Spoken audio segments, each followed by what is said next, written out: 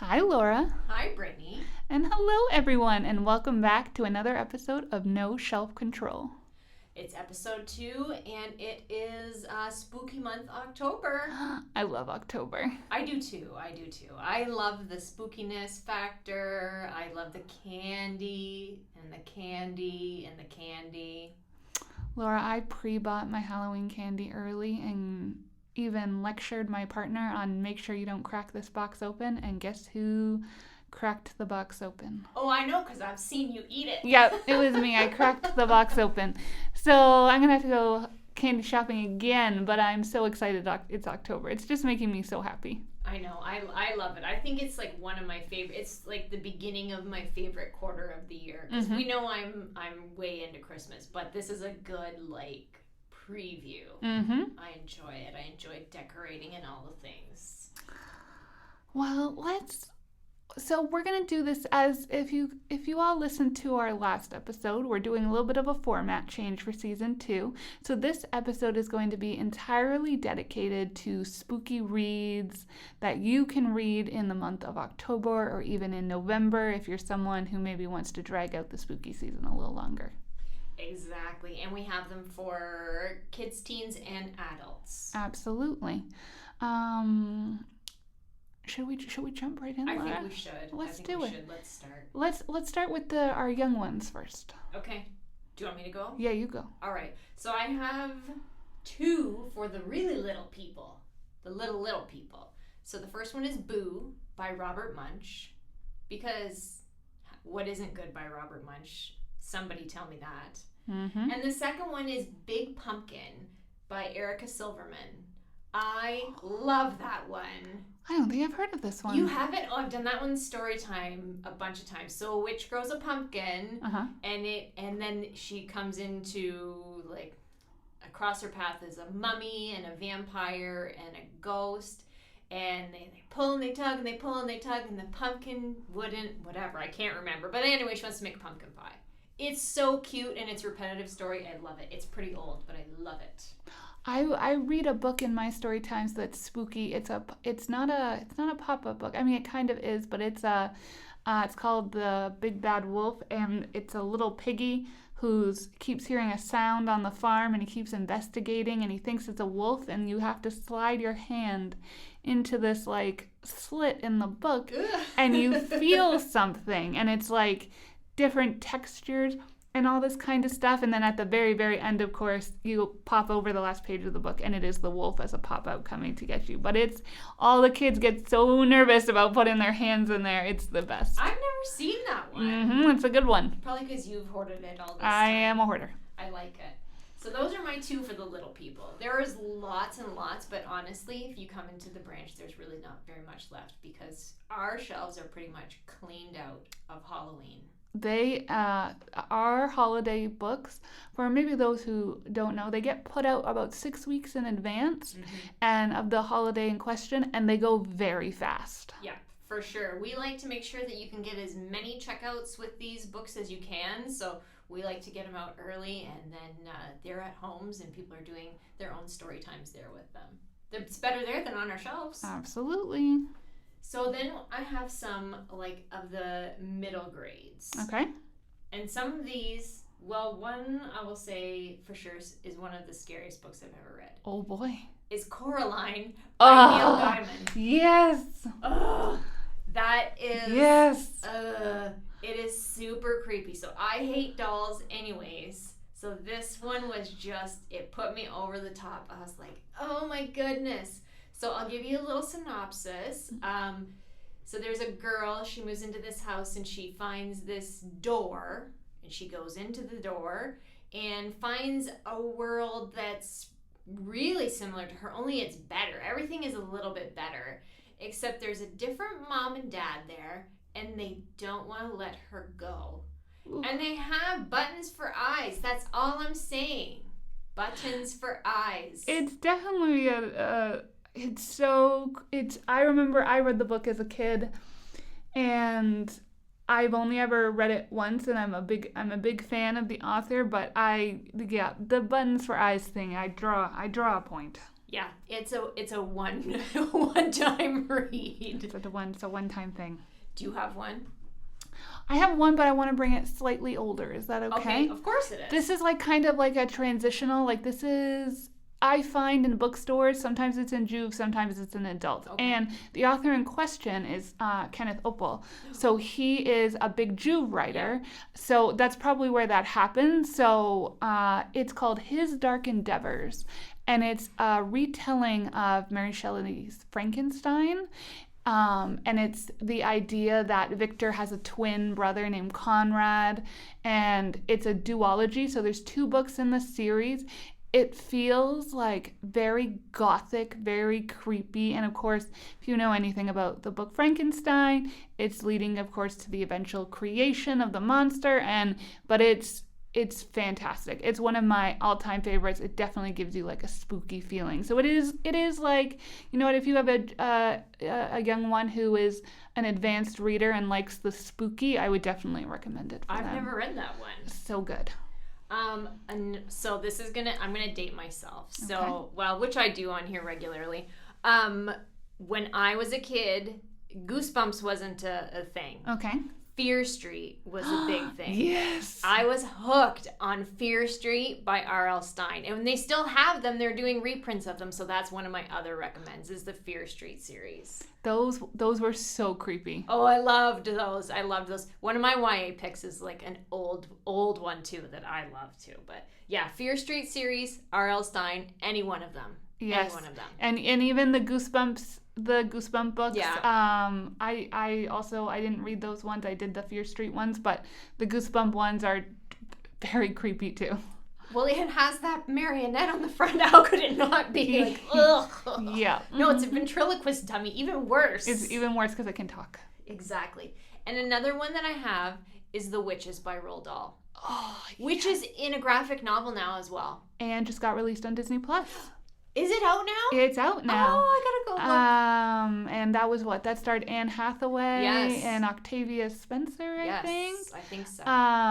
So that's Roald Dahl's a classic. Yes. So there is another version of that movie with Angelica Houston as well. Yes, I do know that. I Which was is good. just doing a little bit more of a more current a current make. I love that book, but like it's not a happy ending.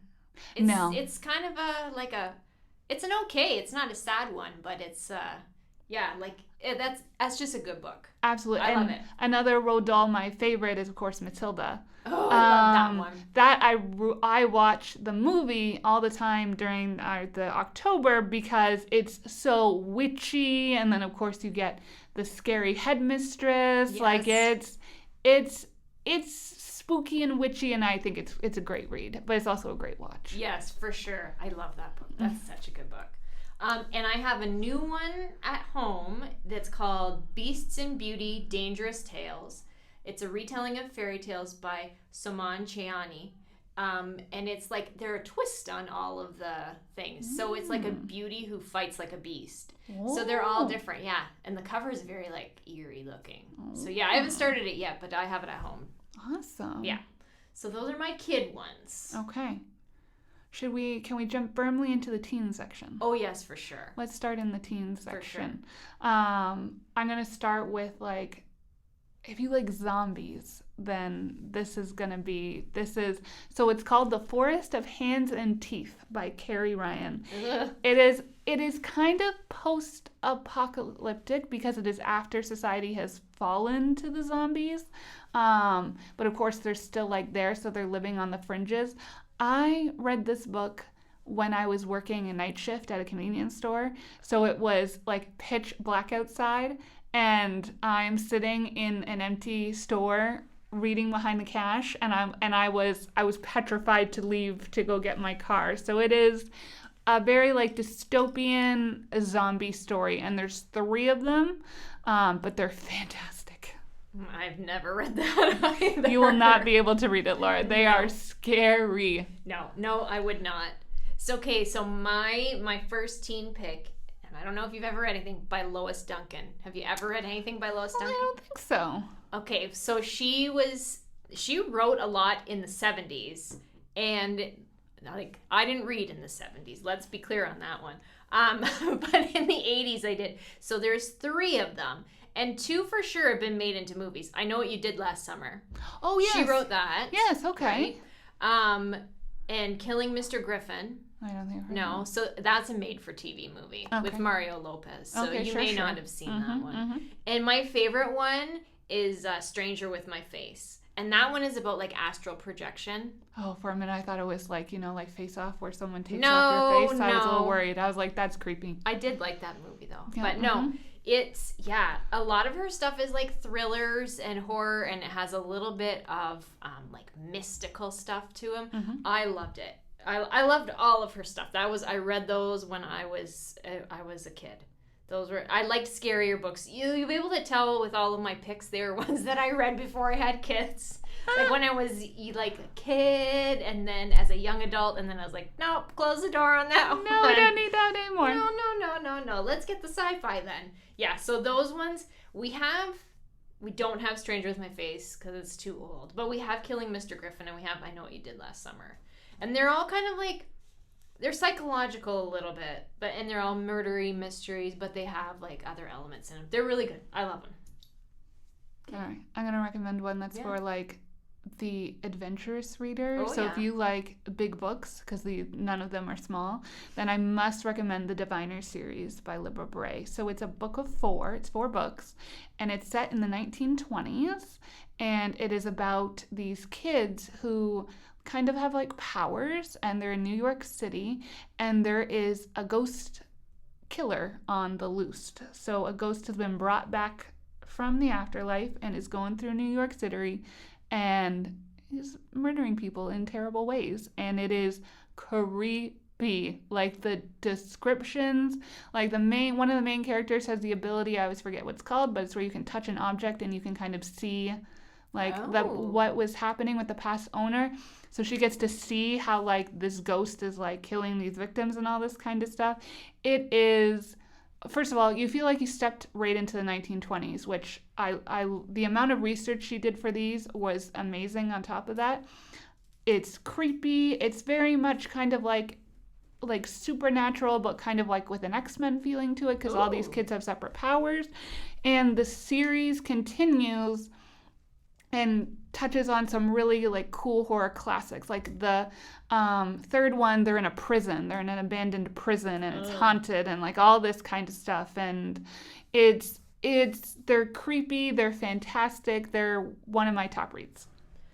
Okay, so speaking of kids who have powers, the Miss Peregrine series by Ransom Riggs, that is a series that I truly, truly enjoy, especially all those crazy pictures. So I've tried to read those books many times, and I've never been able to get into them, but every time I shelve one, I can't stop myself from flipping through and looking at the pictures. You've never read them? I've tried twice, Laura, and I can't. I'm just like, nah. But I love looking at it. Like, I love flipping through the pictures. The first 3 I think are the best, and then it kind of just slowly goes downhill. But I loved the first one. Excellent. And I liked the movie, too. I was sad they didn't make any more. I was just about to say, did the movie do well? I don't think based off the book? I thought it was pretty good. They changed some stuff, obviously, which they always do, but I still liked it. It was good. I wish they would have gone into it more, because it leaves you hanging when you know there's more story. I really like that one. And yeah, even just to pick that book up to look at the crazy pictures that are in there is worth it. The dog with the pipe is maybe one of my favorite ones. Oh, I love that. Have you ever read the Mara Dyer Trilogy by Michelle Hodkin? I have heard of it. I've never read it. I read it. Is it good? Yeah, it's good. It's super creepy, too. Super creepy? Yeah. Well, if you wake up in the hospital and you can't remember how you got there, and you find out it's because there was an accident in an abandoned asylum and all your friends are dead and you were fine. Yeah, that would probably creep me out. It was good, though. Okay. I really enjoyed that one. Okay. I like that one. I want to... Laura, I don't have to tell you this, but I'm a romance fan, right? Yeah. And actually, an author who wrote YA romance switched over to the horror genre. Stephanie Perkins, who is like Annie and the French Kiss and that kind of stuff, now has 2 horror books out. There's Someone Inside Your House and The Woods Are Always Watching. And There's Someone Inside Your House is now a Netflix movie or a TV show, a limited series. Either way, it's on Netflix, so go watch it. But they're standalone horror shows that are exactly what the title suggests like. So There's Someone Inside Your House is about a girl who's home alone because her parents go out somewhere, and there's been some mysterious disappearances and no one's really sure, but no one's really taking it that seriously until the murderer shows up inside her house. And that's a YA? That's a YA. Oh. Yeah, so if someone's looking for some YA horror, that I definitely recommend that. There are some people who know Stephanie Perkins for only horror, and I think that shows how good she is, because I think people really think that authors can only write in one genre, and that means they can't write in any other, and she's definitely shown that is absolutely not the case. That's interesting. I'll have to look at those. Well, no, I won't, because I don't read scary books. Don't read scary things, yeah. So, okay. I think we can dive into adult now. Let's do it. Yes, because we can spend a little more time here. So I'm going to put my first one up, is Misery by Stephen King. My first one was going to be a Stephen King novel as well. Yes. I love Misery, and I love the movie. Kathy Bates. Oh my gosh, she's so good. I love it. And I'm not, there's some of the Stephen King ones I will not do, but Misery, I love it. I was about to say, so I don't read a lot of horror. I have, because of course it's Stephen King, so there's just certain authors that no matter the genre, you're going to give them a shot, right? Right. So Stephen King is one of those authors for me. Like Carrie was the first one that I've not I read that one. Oh boy. I tell you. To the nerdy high schooler, it really gave me some, a great feeling of success when she murders all the popular children. Yeah. But also, then I read his other one, I don't know if this one classifies as a horror, but it's Under the Dome. Have you read? I haven't read that one. It's the one where the town people wake up one morning and there's a dome over the town, and you can't get out of the dome. Like, you can't leave. They're not sure if it's like taking away their oxygen, like they're not sure if they're trying to figure out, like, are they going to be able to live in this dome, but they can't get anything in it. Like, it's so I do think it's scary, but it's definitely more in a subtle way. It's more like Lord of the Flies, where it's the circumstance of it that I think makes it a horror versus like the boo, like jump or boo factor, I mean? Versus like something like It, right? With No. Yeah. No. I haven't read it in a long time, and when the movies came out most recently, like last year, year before. Yeah, I don't know. I watched it and I was like, I don't need to read that book again because the movies just scared the life out of me all over again. I will not. I hate clowns as well as hating dolls, so that's not anywhere. I am not going near that one ever, ever, ever. Yep. So I have another one on my list, is Different Seasons. Have you ever read that? No, I don't think so. So it's a collection of 4 novellas. Okay. So Rita Hayworth and Shawshank Redemption's in there, which is not... It's not a horror one, but The Body's in there, which is the inspiration for Stand By Me. Another excellent movie, both of those. And Apt Pupil is in that one as well. Do you know which one that is? I think so. Yeah, it's like this kid lives next door to this old guy, and he's actually like a Nazi soldier, from World War II. Oh boy. Yeah, it's really good. And they made a movie of that as well. I don't want to say Ian McKellen is in that. Oh. And he's the neighbor. Wow. Yeah, it's like a really psychological one. I really liked that because it was the 4 different stories. So it's not like horror, but it's stuff to give you like the creeps. Can I throw in an adult movie while we're talking? Yeah, of course. I think, right? I just did 3. Okay, great. So we have this in the library, and I think there's now a sequel. I think I saw a poster for it, but it's called Don't Breathe. So it's a DVD that the library has. And it's about these kids. Of course, it's about a bunch of idiot teenagers who go to rob the house of a of a blind man. Yes. Blind and deaf, which is unfortunate, and thinking that they can go in and like take all his stuff and like he won't notice, and he turns out to be like some ex-soldier or something like that. So, and he turns out to be like off his rocker. Oh my gosh. So, and I don't want to spoil what happened because the twist at the end is like, it's terrible, but it's basically they're trying to get out of this house, and it's called Don't Breathe because he can hear. So he cannot be deaf. He is blind. I just figured that mystery out as I was talking about it. But because he can hear, his hearing is so good, he can hear them. So they're like holding their breath as they go through rooms so he won't be able to like hear them. Like, it's so creepy. It's so creepy. Okay, I'm going to throw another movie in because I'm sure we have this one. Get Out. Yes. Oh my God. Oh my God. That, and I don't like scary stuff, and that one is, but it's not like, it's psychological. Yeah. Because Jordan Peele is the one who did that. His second one is Us. I'm not watching that one. That one is definitely more like a traditional horror where it's like jump scares and creepy. I have a rule in horror, Laura. Yeah. If things that are on 2 legs walk on 4, that's a no for me. So when children crawl on all 4 like little spiders, that's an out for me, and that happens in Us. So it is more, it's a doppelganger.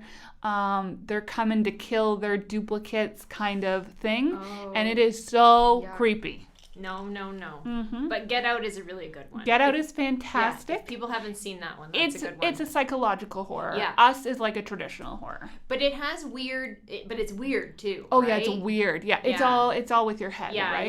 Yeah, it's a nutty one, but I really like that one. Mm-hmm. Okay, I've got another book. Okay. Which is also a movie. Okay. Interview with a Vampire by Anne Rice. Oh, you can't miss out on that one. No, these are old school. I told you, that's when I used to read horror books. It's way back in the day, but I love that movie as well. I could watch that one right now. It's crazy because I just saw a clip of it the other day when I was at my doctor's office. They had it on the doctor's office. Get out of here. Yeah, right? Isn't that crazy? What? But when you see like how young they are, yes. You know what I mean? Doesn't that just blow your mind kind of? Like, yes, it blows my does. mind. And I also don't like Tom Cruise, but I'll watch that. I'm not a big Tom Cruise fan, and but that's a classic for me. Yeah. And the book is really good too. Oh, the book is fantastic. Yeah, it's just so like historical and like it's sweeping. I don't know. Yeah. It's just if you aren't reading Anne Rice, go read Anne Rice. Yes. But be warned, it can get a little bit saucy. Oh yeah, Anne Rice is not. This is the adult section of this conversation, and Anne Rice is definitely firmly in the adult section. Yes. So I did read 2 like horror-ish books in the last year, and you read them too. I did? Yeah. The first one is the Southern Book Club Guide to Slaying Vampires. And I say, Laura, I really enjoyed that book. I liked it too, and Leslie liked it too. The cover, first of all, speaks to me. Yep. They always, the front of a book is advertisement, and I totally respect that, but that was so well done. Yeah. I love it. It was a really good one. I like that one. So it's about a woman who, she has her husband, she has her children. She's a stay-at-home mom, and she joins her local book club, basically. Yep. And it's like a true crime book club. Like they read books about true crime. Mm-hmm. And she's just going about her life when, certain events start happening, and this guy comes to town, and oh boy, Laura. Yeah. It's stranger danger. It's good. I really liked it. I would like to trigger warning that book, though, for violence against women and sexual assault, because that is in that book. So if that's not something that you like to read, then I would pass on this book. Yeah, that's for sure. Mm-hmm. Well, that warning carries over into the next book as Ninth House.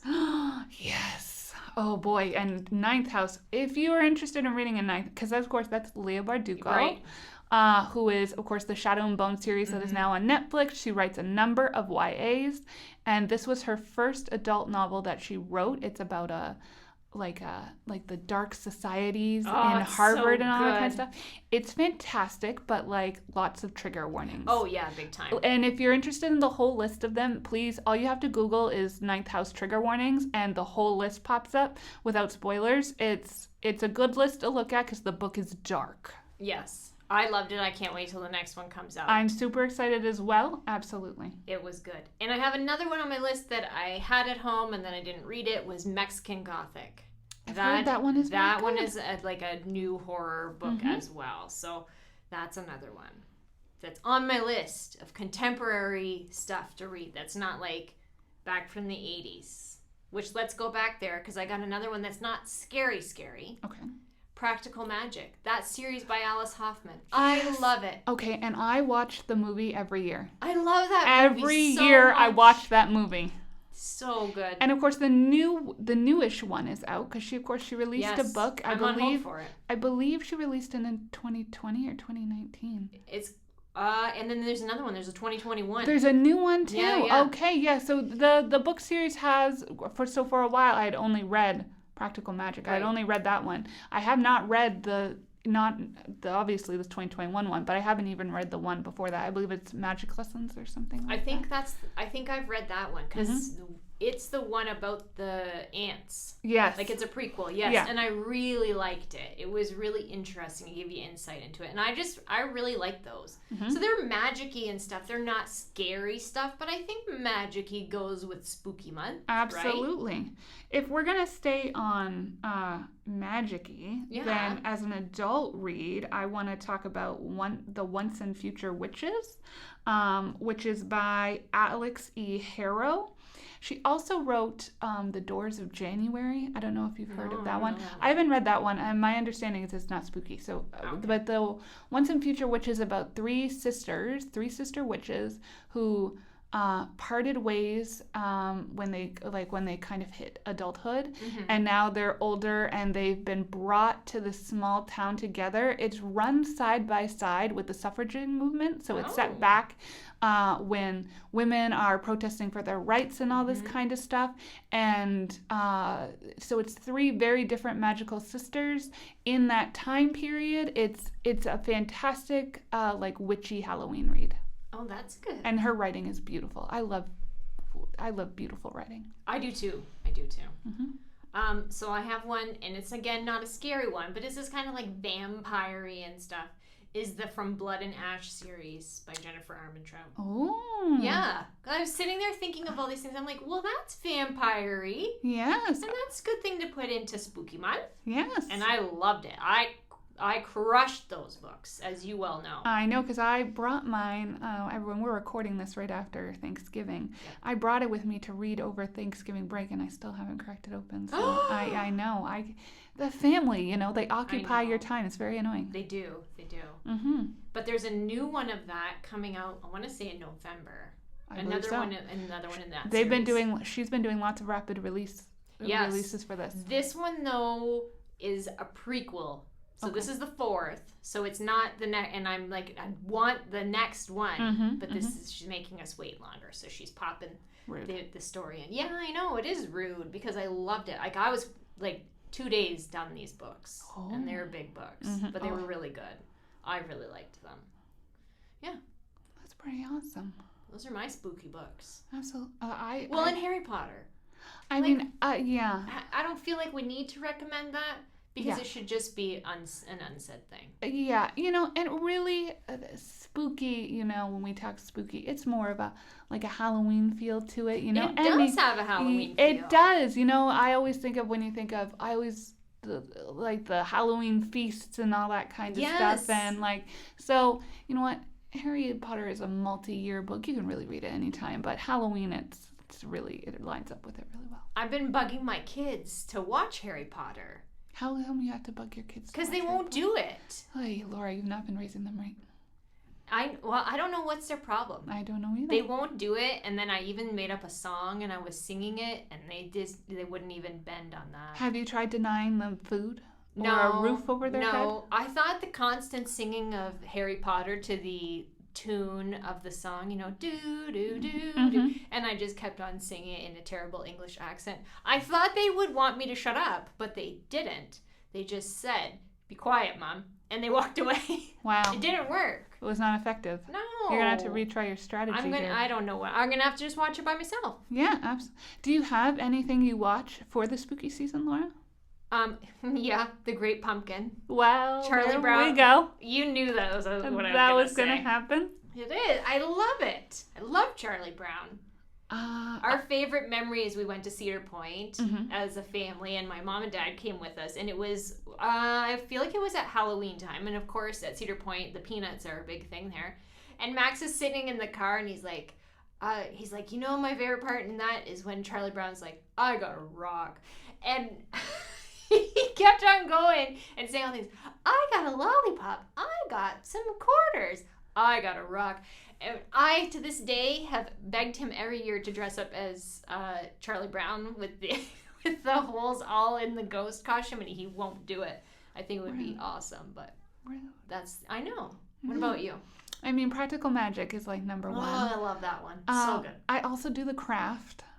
Oh my gosh, yes. That is like The Craft from the 90s? Yep, that one. Whoa, okay. And then in 2020 they released a new one. I know. And so I've watched now both of them. But I love all things witchy. So Laura, this is where we're gonna disagree because I watch Hocus Pocus. I don't like it. You don't like the Hocus Pocus. I don't get it. Like it's okay.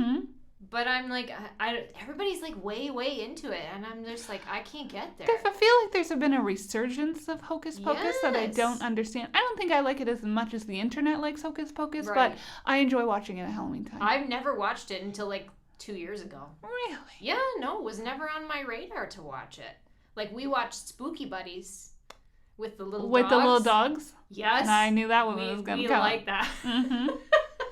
Well, they don't like it anymore, but we liked that one. And we watched Thomas, and we were talking about that at home. I had a DVD when my son was really little. It was a Halloween one, and it had like a Thomas short on it.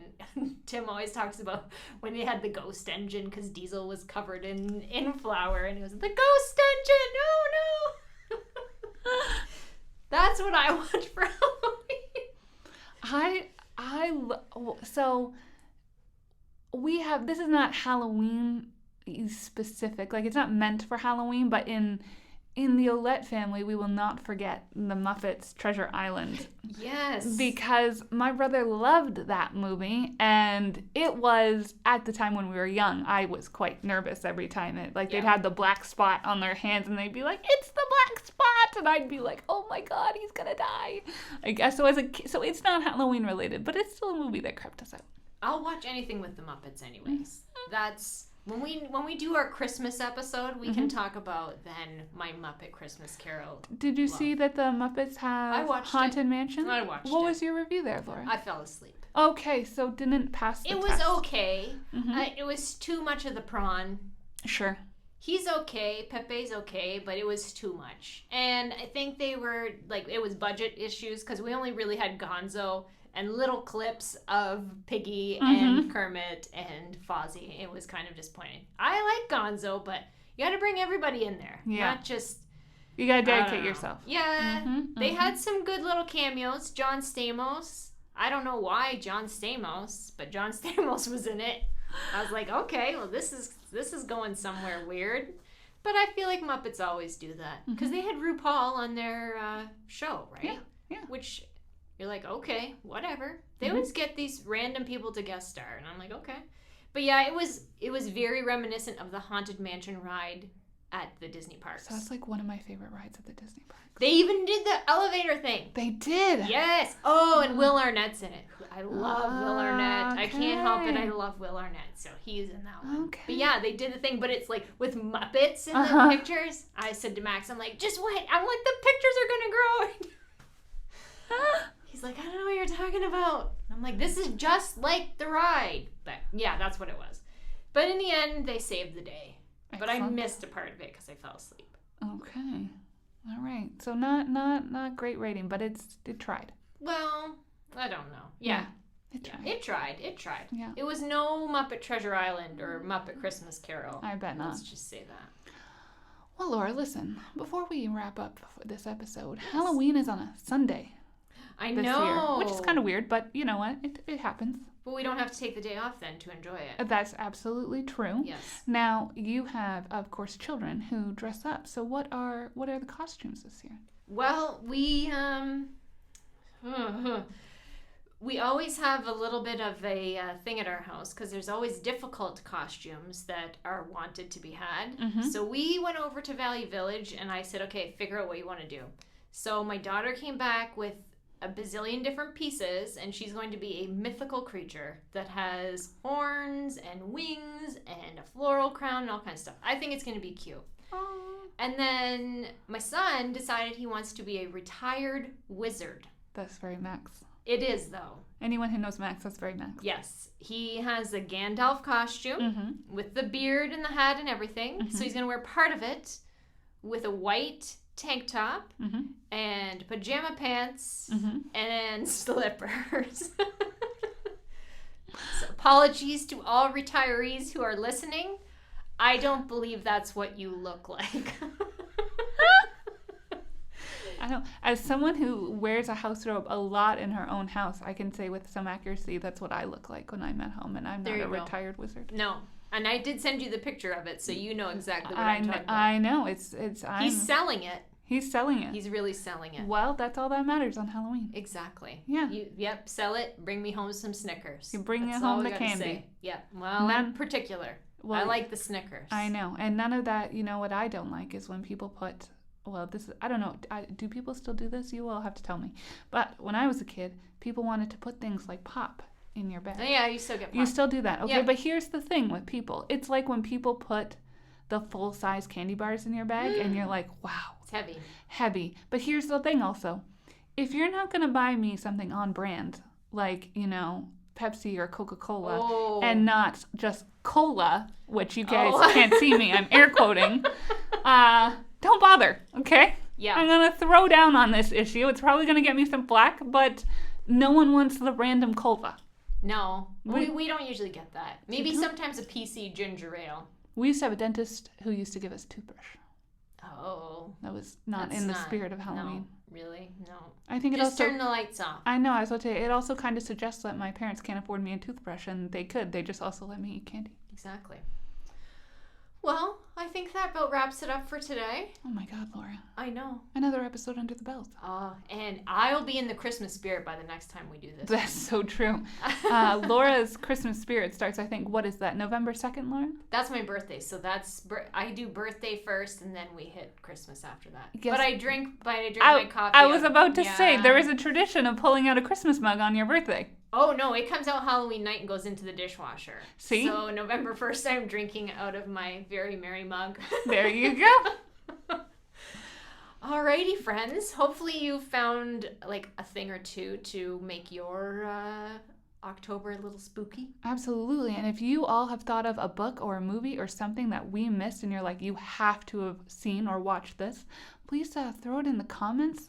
Or, message us. We love additional recommendations. Or put it on our Facebook page. Whenever there's a post for this, throw it up there. Yes, we love recommendations. And so do our listeners. Yes, they do. So we're going to have all of these in the show notes because Brittanie the Organized will have this all together. So if there's anything that you missed, that's where it will be. Wonderful. Yes. So until next time. Until next time, Laura. Yes. Happy Halloween, everyone. Happy Halloween, everybody. Bye. Bye.